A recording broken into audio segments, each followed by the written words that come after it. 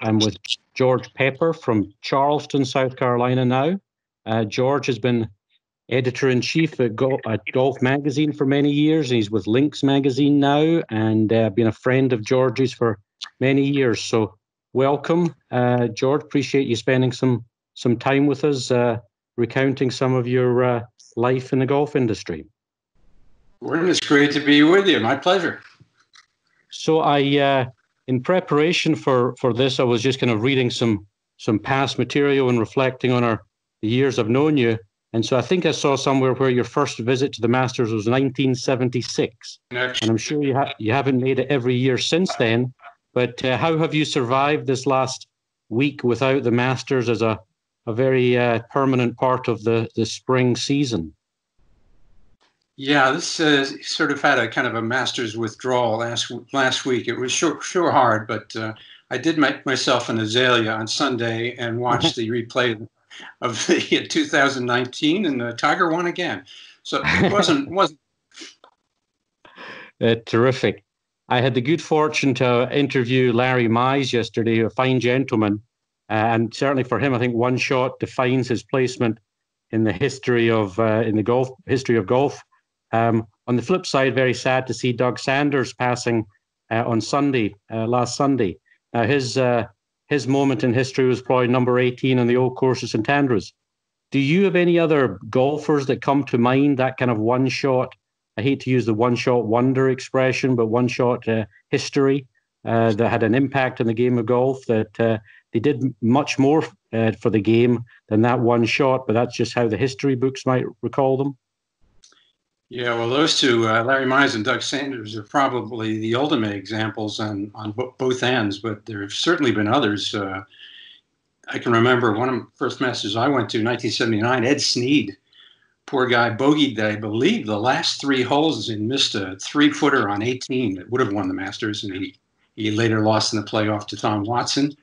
And 10 years after that, Scott Hoke, basically the same thing on the first hole of the playoff. On the 10th hole, he missed a 2-footer and then lost to Faldo. And then, of course, lest we forget Jean Van de Velde and Carnoustie. Those were all career-defining tragedies, if you will. On the flip side, first U.S. Open I went to in 1976, Jerry Pate hit this 196-yard 5-iron over water on the last hole. It'd probably be an 8-iron today, but to about 3 feet, and won it with a birdie. And of course, there's 1986, Bob Tway with that ridiculous shot at Inverness out of the bunker on the 18th hole to steal it from Greg Norman. And Sean McKeel, PGA Oak Hill, 2003, hit that. I think it might have been an 8-iron to within about less than a foot, I believe, to win. And the other one that comes to mind is Corey Pavin, Shinnecock, 1995, hit a great forward to the last hole. And those were just as surely career-defining shots. So those were 4 guys. Those were their only major championships. Well, in fact, I recall seeing the plaque that was placed at the Atlanta Athletic Club for Jerry Pate's shot. And I wonder, out of these 4, how many of them have plaques on the golf course for their shot? There's another little piece of trivia. Yeah, I can tell you. In terms of the majors, there'll only be 3 majors, obviously, in 2020 now. I've heard the various discussions over the last week or so with different people about how the Grand Slam came to be named the Grand Slam. Curious if somebody wins the 3 majors this year, if you've got any creative ideas for a naming of the 3-legged stool Grand Slam, if that indeed comes to pass. Well, of course, in 1953, when Hogan won the first 3, they called it the Triple Crown. Maybe in honor of the virus, they could call it the Triple Corona this year. It certainly had havoc with the schedule. And indeed. So your career in journalism dates back to the mid-1970s, I'll say. In 2016, you received the Lifetime Achievement Award in Journalism from the PGA of America. I mean, you've had a storied career. You're editor-in-chief of Golf Magazine for 25 years. You've been with Links Magazine since 2011. You've earned an Emmy nomination for a script the PBS documentary. Just curious, I know how I got involved in golf and my little world. Curious how you picked journalism and specifically why golf, and did you consider any other paths along the way? Well, yeah. When I graduated from college, I didn't know what the heck I wanted to do, and I applied to a bunch of schools and got rejected by all of them except Yale, which took me in a comparative literature program. I was going to be a PhD and a professor of comparative literature, or so I thought. And I think I did that for two reasons. Number one, I wanted to be called Dr. Pepper at some point. I thought that. And number two, the Yale golf course, as you well know, is maybe the best collegiate golf course in the country. So off I went there, and it was not long before I discovered that I was way over my head. It was the 6-man program, and if you rank the 6 men, I was number 7. And I was not an academic, but I did play a lot of golf. But by December, the golf course was under snow, and I was, as they say, over my head. So I went to my advisor. I said, I don't think I'm cut out for this. And he looked at me in the eye. I said, I think you're right. I went back to the room I was staying in, and I said, okay, you've been a failure at the only thing you tried to do. What would you do if you could do anything? And I said, well, I like golf, and I like writing. Maybe I'd become a golf writer. And that day, or maybe the next day, I wrote to the then editors of Golf Magazine and Golf Digest, guy named John Ross and Nick Seitz, and the same letter to both. And it began, let me be absolutely frank. I want your job, but I'll take anything. And Ross never wrote back. Seitz said, let's see your writing samples. And I had no writing samples at that point. So it ended there. But I managed to get a job in book publishing in New York City, writing the back flap copy, the author's bios. And I came up with an idea for a golf book for Lee Trevino at that point to write. This is 1973 or 4. Mm-hmm. And the title was Scrambling Golf, How to Get Out of Trouble and Into the Cup. And of course, Lee Trevino had great hands. We could hit any shot from anywhere. Well, he wanted too much money, more than the publisher wanted to pay. So the idea languished for a while. And then, I don't know why, one day I sat down and I said, I could write this book.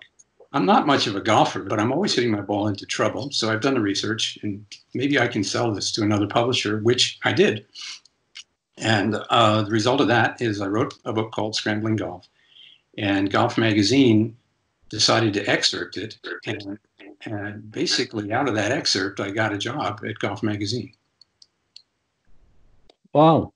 There was one other job in between, but I didn't last long at that. I was with the Metropolitan Golf Association for 3 months.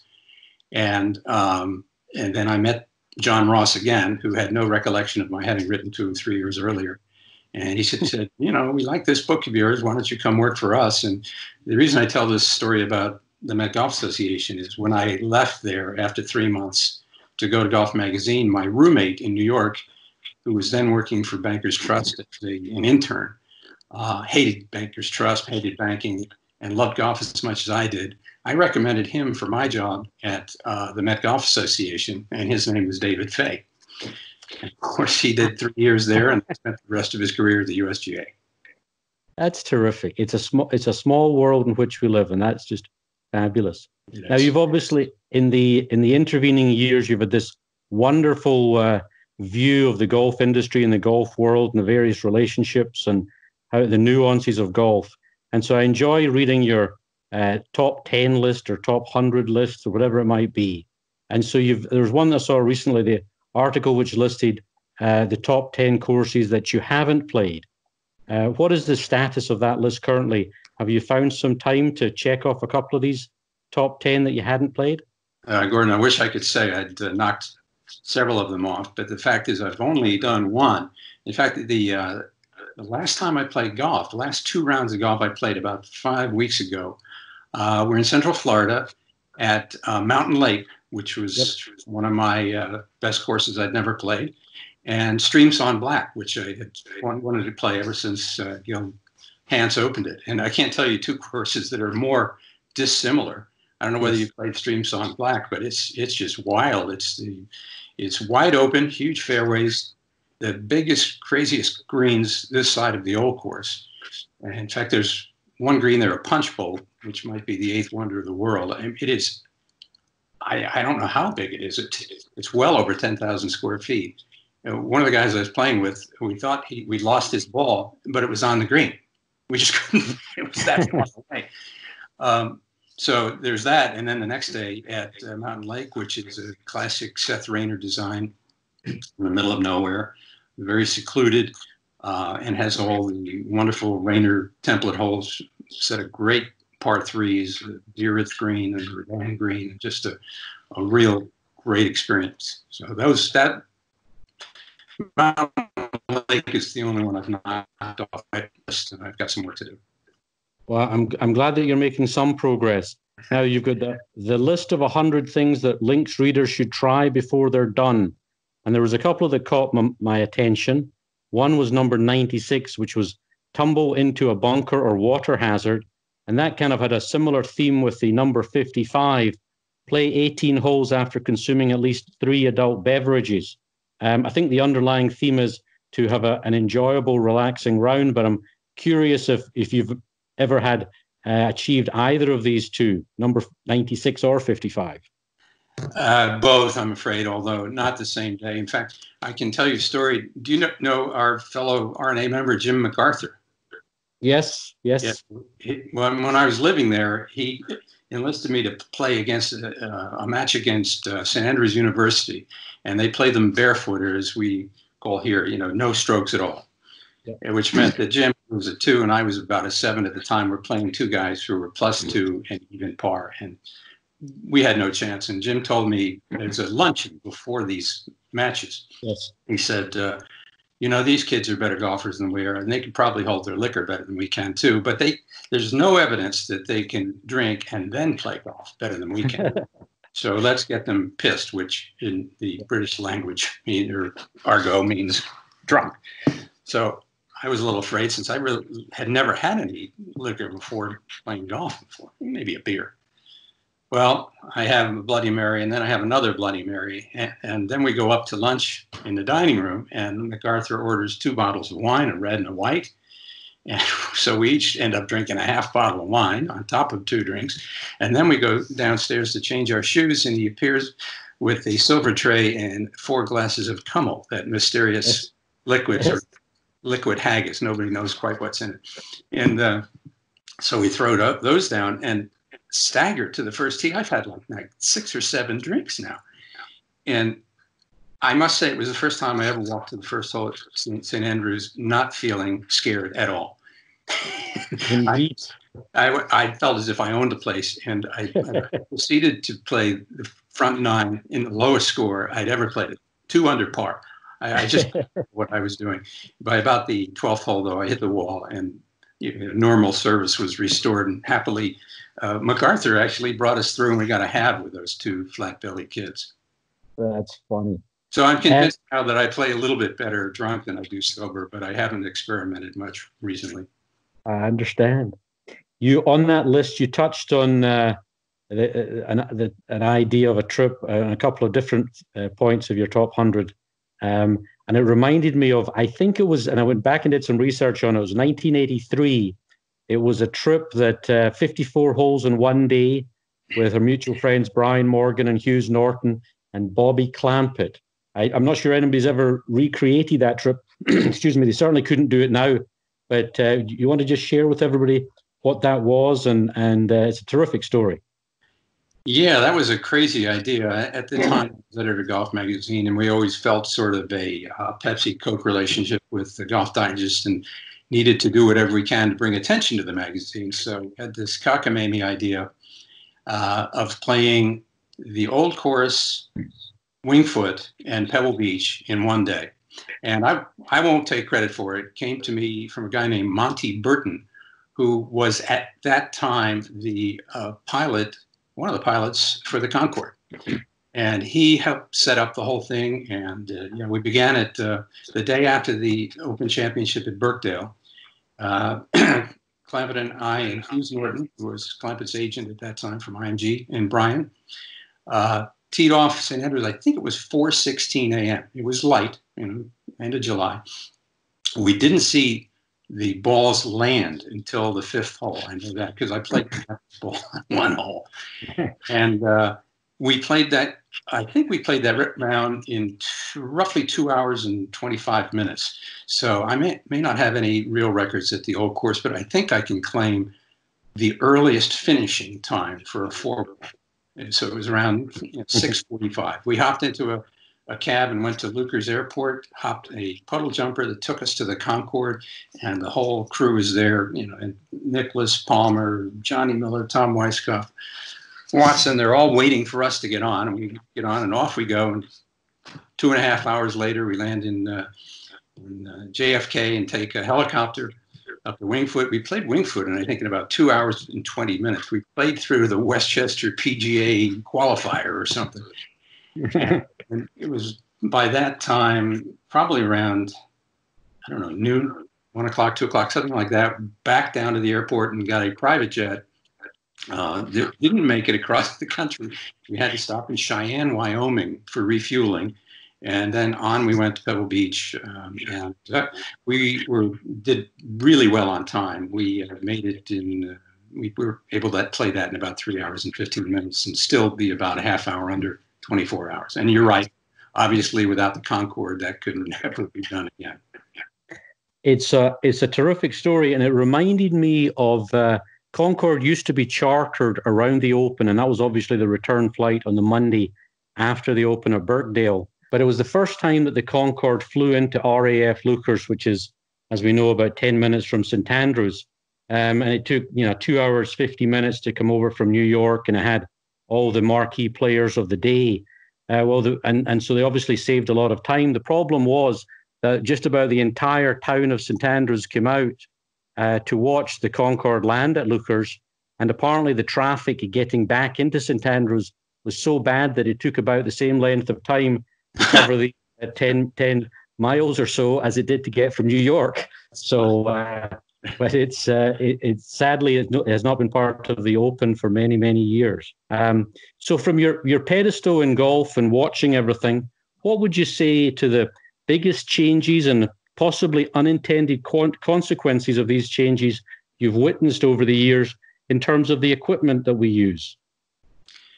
Well, I think I'm a great believer that the biggest change has been the golf ball.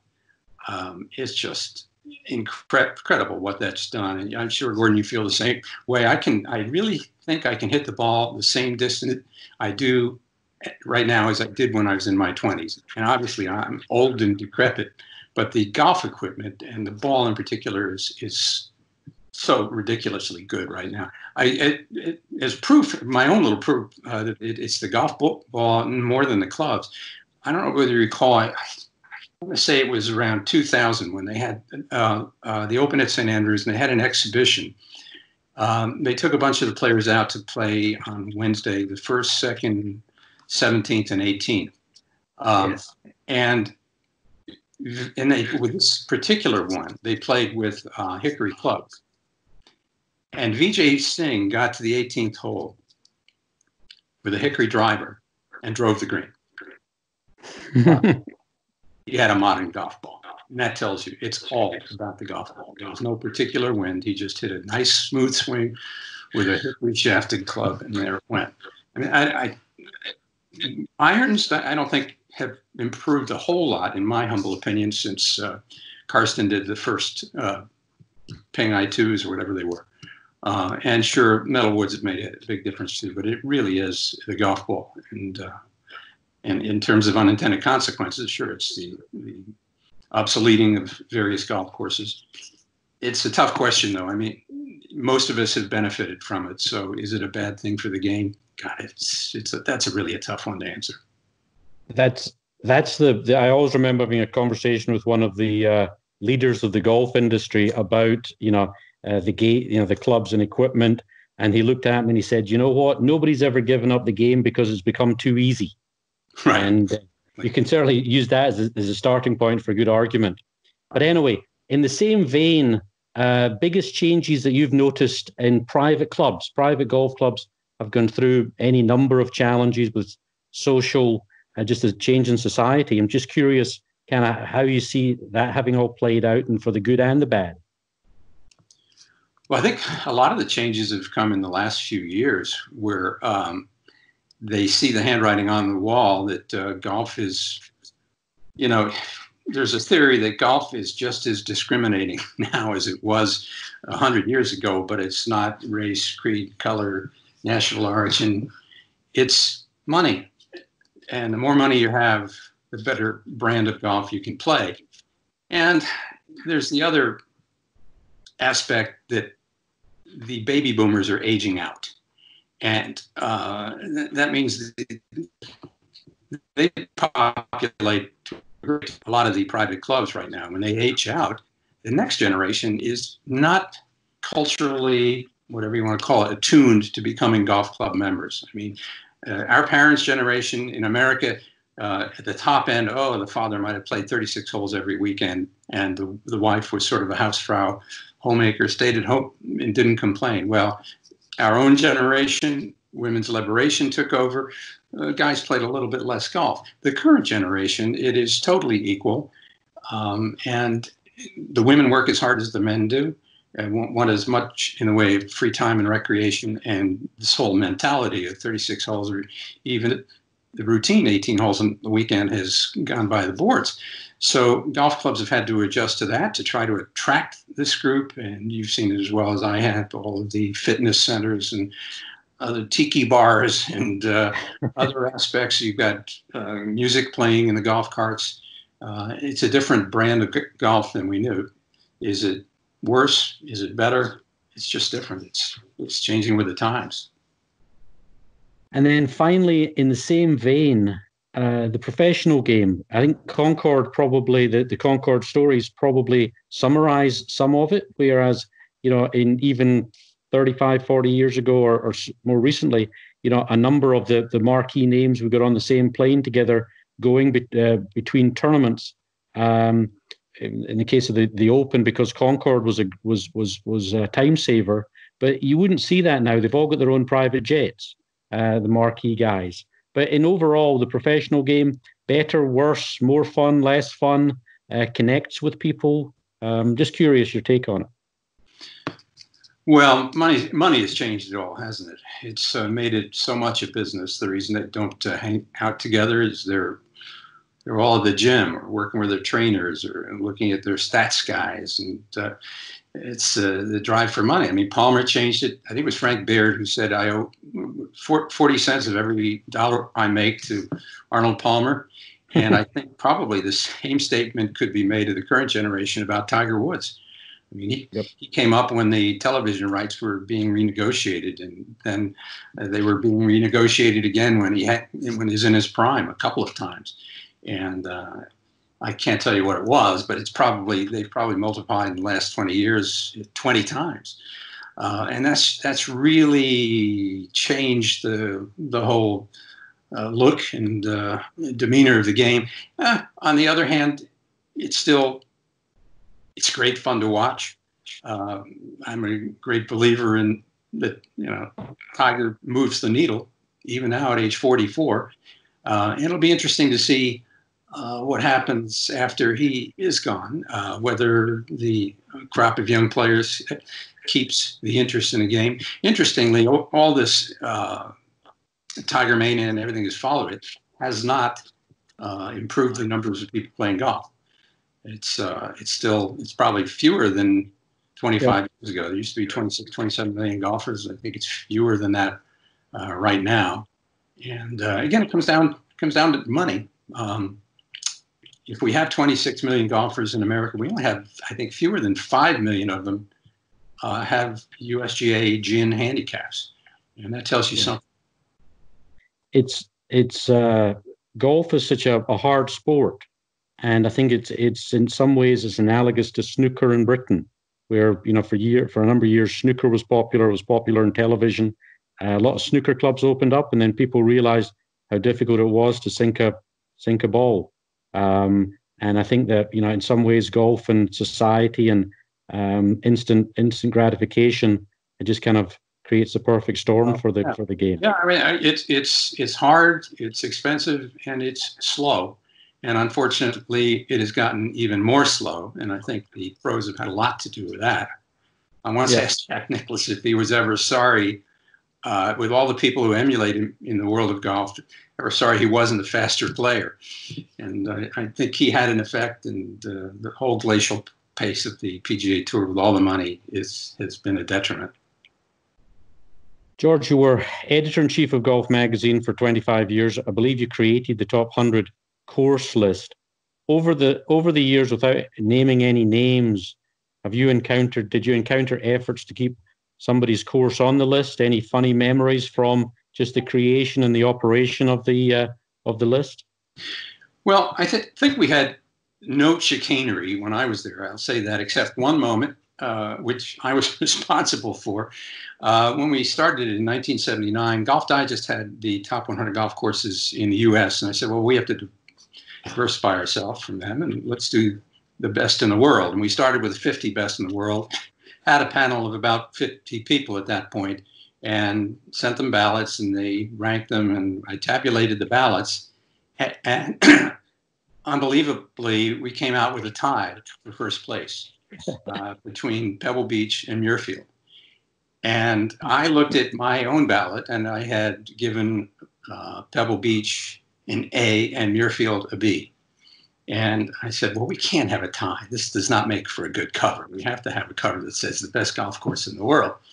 So I erased my two votes for Muirfield and Pebble. I reversed them. I gave Muirfield an A, Pebble B, and that put Muirfield in first place. And I think that was the last cheating scandal we had on our, at least while I was, for years, I ran it for a couple of iterations, and then a young student at Cornell made himself known to us, and we put him in charge of it, and his name was Tom Doak. Yes. He actually ran our top 100 courses panel, and this was in the age before computers. He did it all by hand. He would send me these spreadsheets with the penned-in scores and averages to 3 or 4 different decimal places, and he was very diligent about it. And one year he said, you know, I don't think I can do this anymore because I've become a golf architect and I've done this course in Michigan. I said, look, that course is never going to make the top 100. Don't worry about it. Keep going, kid. He said, all right. And a couple of years later, he came back and said, George, I really can't do this now. I've done this course up in Bandon Dunes, Pacific Dunes, and I think it's going to go. I said, I think you're right. You're fired. So he has gone from the tabulator to a panelist. And while I was there, it was pretty clean. I did hear a few years after I left the magazine that they had perhaps sold a couple of places on the top 100 to clubs that were inclined to buy advertising, but I can't confirm those. And that was now 15, 20 years ago. But I think the lists are pretty clean. Yeah, and you know what? I always kind of take the view that the top 100 lists are terrific barroom conversation because everybody's got a different opinion as to how you like your wine, how you like your golf courses, you know, and different perspectives. And it's a lovely aspect of the game that not everything is the same. Right. So in all your years, the most surprising interview that you ever conducted, maybe the interviewee was not as you had expected. Well, yeah, probably the coolest interview I ever got was in 1988. We were doing something called the Centennial of Golf in America, and celebrating the 100 years of golf. And in connection with that, we interviewed a bunch of the game's greats. And through some hard work and connections, we were able to get an interview with Ben Hogan. And every time you try to do Ben Hogan, you never know until the last minute whether it's going to go.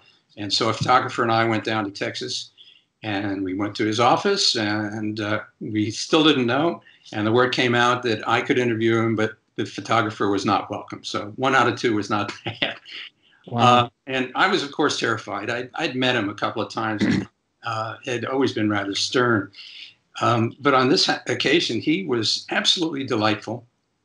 And he was very chatty. He was revealing. He in the course of it, he had a nickname for himself. He called himself Henny Bogan. And he referred himself as Henny Bogan, and telling me a bunch of really great stories. I started to feel at ease with him until I think I probably was too much at ease. And I asked him, similar to the question I asked Nicholas about being a slow player. I said, with all you've gotten out of the game, all of the riches and good things that have come your way, have you ever been sorry that you haven't given back a little more? And he gave me that cold stare. He said, I think the interview is now over. Okay. That's funny. That's good. So, George, finish up here talking about St Andrews. I was fortunate enough to have a drink once in your home, your summer home there a number of years ago. And I know you spent the summer there for a number of years. Can you share with everyone how you found the apartment overlooking the 18th and the Old Course? Yeah, that's actually a story that you may be familiar with. Back in 1983, a guy named Frank Sheridan bought the Old Course Hotel. You remember him? Oh, absolutely. Yeah, and he wanted to celebrate his purchase by holding an exhibition match between Nicholas and Ballesteros. And so he set that up on the Old Course, and he invited a bunch of press on the weekend before the Open Championship to come and witness this thing. So I went over there, and I get there, and there's a notice that says the Links Trust has taken another look at this exhibition and decided they're not going to have this circus at the Old Course on a Saturday in July. They've moved it down to Ladybank, which, as you know, is the Parkland course about 10 miles down the road. So I'm driving the car, and I've got three of my fellow scribes in there, one of whom is another name you may know, Furman Bisher from the Atlanta Constitution, the old editor who knew Bobby Jones. He went back that far. Anyway, so off we go. We look for Ladybank, and I drive 10 miles, and nobody sees a sign. And at length, Furman says, oh, hell, we don't need to go to this silly thing anyway. Why don't we go back and see if we can get a tee time on the Old Course? And nobody had a good argument for that. So I whip the car around, and we go back, and sure enough, there is an open slot, and off we go. We play in about 3.5, 4 hours. And back we go to the Old Course Hotel, where we're being put up graciously by Mr. Sheridan. And we're walking in the lobby with our clubs over our shoulders. And standing there is Nicholas, Ballesteros, Sheridan, all of the other scribes who beautifully covered this, including the BBC with its camera running. And I'm absolutely mortified. And I do the perp walk down one of the aisles. But Furman has no compunctions at all. He walks up to Nicholas. He says, Jack, we're awfully sorry we didn't come watch you boys down at Ladybank, but you see, we were able to get a tee time on the Open. Anyway, it was that day, playing the 18th hole, that I sliced my tee shot on 18 and went rooting around for the ball in that line of old gray houses there. And I never found the ball, but I found a for sale sign. Unbelievably, the bottom 2 floors of one of those flats was for sale at a ridiculously low price. And I actually called my wife, who was back in the States, and I said, we can't afford this, but we can't afford not to do this. Will you please let me make a bid? And she said, grudgingly, yes. And the next week we had it and held it for 30 years. And at the time you didn't realize it, but that would become, I think St Andrews is now the most expensive area, the equivalent of zip code in Scotland for house prices, in particular those overlooking the 18th green. So you're a very savvy investor. Well, got lucky. How many years did you happen to spend your summers in St Andrews? Well, we had it for 30 years total. For the first 10 or 15, we just rented it out to students from the university, which is a great deal. Because they leave in the summer, and then we'd come in occasionally, probably 1 year out of 2. Whenever I went over the Open Championship, I'd find a way to get up to St Andrews. And then 2004, we went over with the intent of spending 2 years there, fixing it up and selling it and coming back and deciding what we wanted to be when we grow up. But we fell in love with the town and ended up spending almost 8 years. That's terrific. And in the 30 years or so that you've been spending time in St Andrews, between purchasing the flat, how has St Andrews changed over the years, from your perspective? I'm curious. Well, it's blessedly, it hasn't changed a great deal. I think it's like everything else, it's grown.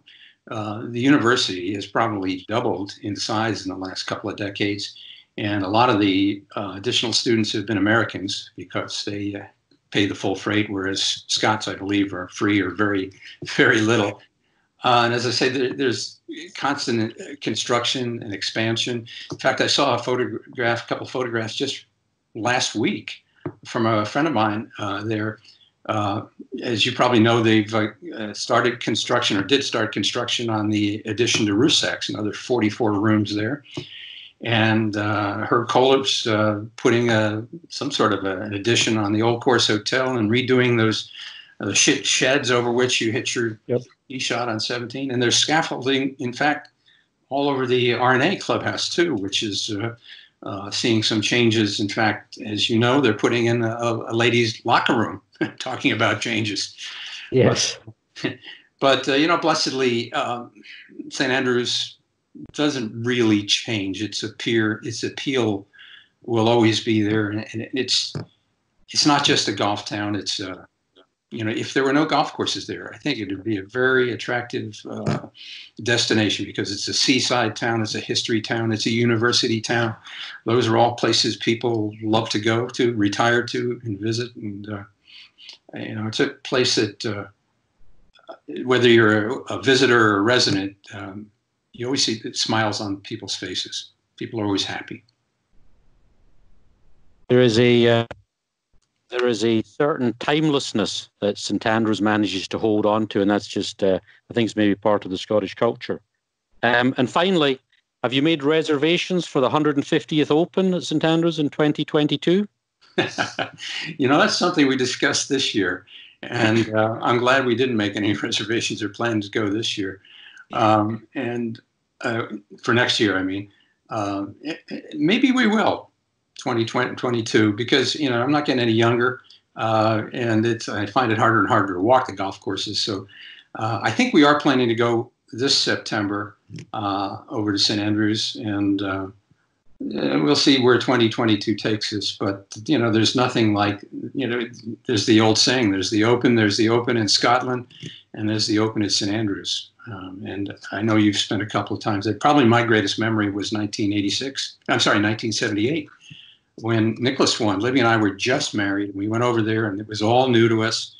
And I remember in those days, you could get pretty close to the 18th green. I remember standing there next to Tom Kite and Ben Crenshaw, both of whom had tied for second. I think Ray Floyd might have been there too, and tied in that tie, and Simon Owen of New Zealand. Yep. And of course, it was won by Nicholas. And my most vivid memory was standing there watching Jack walk up that 18th hole.